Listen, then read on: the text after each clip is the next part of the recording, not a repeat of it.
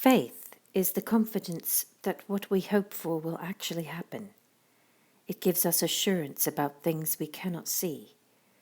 Through their faith, the people in days of old earned a good reputation. By faith, we understand that the entire universe was formed at God's command, and what we see now did not come from anything that can be seen. It was by faith that Abel brought a more acceptable offering to God than Cain did. Abel's offering gave evidence that he was a righteous man, and God showed his approval of his gifts. Although Abel is long dead, he still speaks to us by his example of faith. It was by faith that Enoch was taken up to heaven without dying. He disappeared because God took him. For before he was taken up, he was known as a person who pleased God.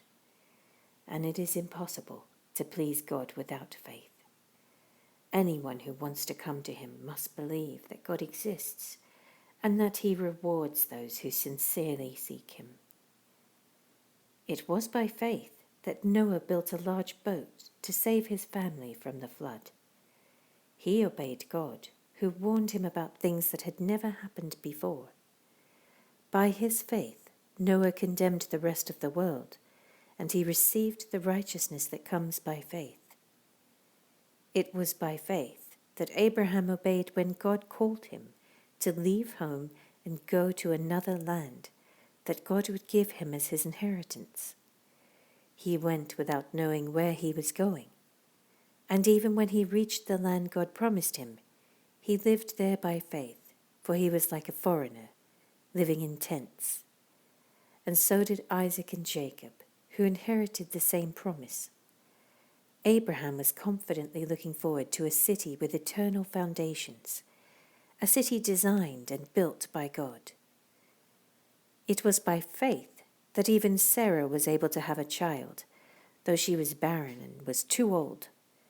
She believed that God would keep his promise, and so a whole nation came from this one man who was as good as dead, a nation with so many people that, like the stars in the sky and the sand on the seashore, there is no way to count them.